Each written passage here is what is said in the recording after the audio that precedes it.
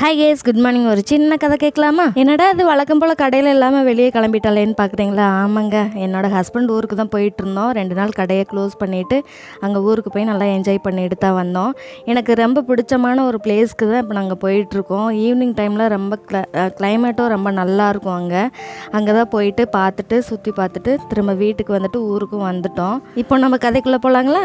ரெங்கன் அப்படிங்கிறவருக்கு 3 பெண் குழந்தைங்க. அவங்கள ரொம்ப கஷ்டப்பட்டு வளர்க்குறாங்க. ரொம்ப ஏழ்மையான குடும்பம் தான். அவங்க பெரிய பொண்ணு ஆன உடனே பெரிய பொண்ணுக்கு கல்யாணம் பண்ணி வைக்கிறாங்க. பொண்ணு பார்க்கறதுல இருந்து கல்யாணம் முடிக்கிற வரையும் அந்த சம்மந்தி வீட்டார் இவங்களை ரொம்பவுமே நல்லா கவனிச்சுக்கிறாங்க. நல்லா பாசமா பேசுறாங்க, அன்பா பேசுறாங்க. அதை நம்பி பொண்ணையும் கொடுத்துட்றாங்க. அங்கிட்ட 6 மாசம் போகுது. நல்லா பேசிட்டு இருந்தவங்க திடீர்னு வீட்டுக்கு போனா கூட வாங்கன்னு கேட்காம, அவங்களுக்கு உபசரணை சரியா பண்ணாம, அவங்கள்ட்ட முகம் கொடுத்து கூட பேசாம இருந்தாங்களாம். இதை பார்த்துட்டு அவங்க பொண்ணு ரொம்பவுமே வருத்தம் அடைகிறாங்க. இதை ஏன் இப்படி பண்றீங்க அப்படின்னு சொல்லிட்டு அவங்கள்ட்ட கேட்கும்போது, நீ அப்படி என்ன சீர்வரிசை கொண்டு வந்துட்ட, என்ன வரதட்சணை எங்களுக்கு தந்துட்டீங்க அப்படின்னு சொல்லிட்டு மரியாதை குறைவாக பேசியிருக்காங்க. இதை அவனால் தாங்கவே முடியல. இருந்தாலும் அவங்க அப்பா மட்டும் சொல்லவும் முடியல.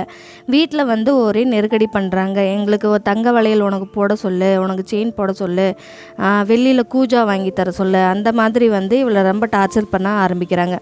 அவங்களோட ஹஸ்பண்டுமே இதெல்லாம் கண்டுக்காமல் அவங்க அப்பா அம்மா என்ன சொல்கிறாங்களோ அதை செய் அப்படின்னு சொல்லிட்டு அவனும் கண்டுக்க மாட்டேங்கிறான். உங்கள் வீட்டுக்கு ஃபோன் பண்ணி இந்த மாதிரி சொல்லு, இந்த மாதிரி தங்க வளையல் வேணும், செயின் வேணும், அந்த மாதிரி கேளு, எங்களுக்கு வரதட்சணை வேணும் அப்படின்னு சொல்லிட்டு ரொம்ப கொடுமைப்படுத்துகிறாங்க. இவளுமே தன்னோட வீட்டை விட்டு கொடுக்காம அவளாக கேட்குற மாதிரி ஃபோன் பண்ணி அவங்க அப்பாட்ட கேட்குறா.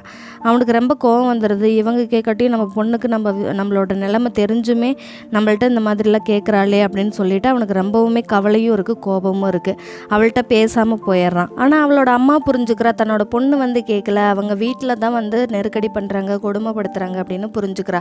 இதை அவங்க ஹஸ்பண்ட் கிட்ட சொல்லும் போது, நீயும் அவளுக்கு சப்போர்ட் பண்ணுறியா, அவளாக தான் கேட்குறா போல இருக்குது, அவங்களாம் கேட்கலையே அப்படின்னு சொல்லிட்டு, அவங்க கேட்குற மாதிரி தான் நம்மள்ட்ட கேட்டிருப்பாங்களே அப்படின்னு சொல்லிட்டு சொல்லவும், நம்மளோட 2 பொண்ணுங்களையும் எப்படி அடுத்து கல்யாணம் பண்ணி வைக்கிறது, அவங்களுக்காக சேர்க்கணுமே, நம்மள்ட்ட ஒரு பைசா கூட இல்லையே, இவளுக்கு என்னென்ன நம்ம செய்யறது அப்படின்னு சொல்லிட்டு அவன் ரொம்ப வருத்தப்படுறான். அப்படியே 6 மாதம் போகுது. அவங்க வீட்டில் ரொம்பவுமே நெருக்கடி பண்ணுறாங்க. அதனால் அவனால் தாங்க முடியல. அவங்க கொடுமை பண்ணுறது தாங்க முடியல. தன்னோட கணவர்கிட்ட சொன்னாலும் அவர் எதையுமே கண்டுக்க மாட்டேங்கிறாரு அப்படின்னு சொல்லிட்டு தன்னோட அப்பா அம்மா வீட்டுக்கு வந்துடலாம் அப்படின்னு சொல்லிட்டு அவளாவே சொல்லாமல் இவங்க வீட்டுக்கு வந்துடுறா. இவங்க வீட்டுக்கு வந்ததும் அவங்க அப்பா முகம் கொடுத்து கூட பேசலை அவள்கிட்ட. ரொம்ப கோபமாக கிளம்பிடுறாரு. வான்னு கூட கேட்கல. அவங்க அம்மா கிட்ட போய் இதெல்லாம் சொல்லிட்டு அவள் அழறா. அது கேட்டுட்டு அவங்க அப்பா கேட்டுட்டாரு. அப்போ தான் அவருக்கு புரியுது, தன்னோட பொண்ணு கேட்கல, அவங்க வீட்டில் தான் நம்ம பொண்ணை கொடுமைப்படுத்தியிருக்காங்க அப்படின்னு நினச்சிட்டு அவள்கிட்ட இனிமேல் உன் கணவர் கூப்பிடாம நீயா போகாத, எப்போ சீர்வரிசை இந்த வரதட்சணை இதெல்லாம் வேண்டாம், நீ மட்டும்தான் வேணும்னு நினைக்கிறாரோ அப்போ கூட்டிகிட்டு போட்டோம், அப்போ போ நீ அப்படின்னு சொல்லிட்டு அவங்க வீட்டிலேயே தங்க வச்சிடுறாங்க. அவளோட கணவர் ஒரு வாட்டி கூட பார்க்கலையே அப்படின்னு சொல்லிட்டு ஏக்கத்திலேயே அவளுக்கு காய்ச்சல் வந்துடுது.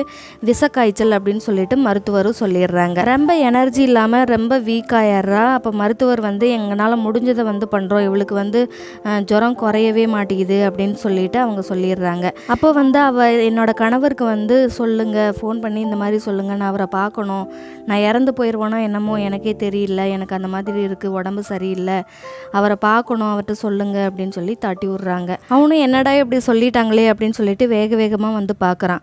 அவனை பார்த்த சந்தோஷத்துலேயும் அவளோட உடம்பு ரொம்ப வீக்காக இருந்ததுலேயும் மயக்கம் போட்டு விழுந்துடுறா. அதனால் இவ இறந்து போயிட்டாலோ என்னமோன்னு எல்லாரும் சேர்ந்து அழ ஆரம்பிச்சிடுறாங்க. அப்போ மருத்துவர் எல்லாரும் இடம் விடுங்க, ஏன் இப்படி கும்பலாக நின்றுருக்கீங்க, காற்று போகாது அப்படின்னு சொல்லிட்டு அவளுக்கு ஒன்றும் இல்லை அப்படின்னு சொல்லி நாடியை பிடிச்சி பார்த்துட்டு அவள் தேறி வந்துட்டா, அவளுக்கு எந்த ஆபத்துமே இல்லை அப்படின்னு சொல்லிட்டு எல்லாத்துக்கும் சொல்லிட்டு அவன் போயிடுறான். அப்போ தான் எல்லாத்துக்கும் நிம்மதி வருது. அவளோட கணவர் நம்ம ஒய்ஃப் இல்லைன்னா என்னடா பண்ணுறது, நம்ம அப்பா அம்மா பேச்சை கேட்டு இத்தனை நாளாக நம்ம இவளுக்காக சப்போர்ட் பண்ணாமல் விட்டோமே அப்படின்னு சொல்லிட்டு இவனுக்கு ரொம்பவுமே கஷ்டப்படுறான். இவள் இல்லைன்னா நம்மளோட லைஃப்பை எப்படா லீட் பண்ண முடியும், நம்மளால் வாழவே முடியாது அப்படின்னு சொல்லி நினச்சிட்டு அவள்கிட்ட மன்னிப்பு கேட்குறான். அவங்க அப்பா அம்மா கேட்ட தங்க நகைகள் எல்லாமே வாங்கி போட்டு அவனோட வீட்டுக்கும் அழைச்சிட்டு போகிறான். இப்போ அவளோட அப்பா அம்மா 2 பேருமே சந்தோஷப்படுறாங்க. நம்ம பொண்ணு இனிமேல் சந்தோஷமாக நிம்மதியாக இருப்பா அப்படின்னு சொல்லிட்டு அவங்க நிம்மதியாக இருக்காங்க. அவனுமே அவங்க அப்பா அம்மாட்ட இவளை விட்டு கொடுக்காம அவளை நல்லா பார்த்துக்கிறா. ரொம்ப சந்தோஷமாக ஹாப்பியாக லைஃப்பை லீட் பண்ணாங்க. இந்த ஸ்டோரி உங்களுக்கு பிடிச்சிருந்ததுன்னா லைக் பண்ணுங்கள், ஷேர் பண்ணுங்கள், கமெண்ட் பண்ணுங்கள், நம்ம சேனலை சப்ஸ்கிரைப் பண்ணிக்கோங்க. இதே மாதிரி அடுத்த வீடியோவில் உங்களை சந்திக்கிறேன். Tata, bye and take care.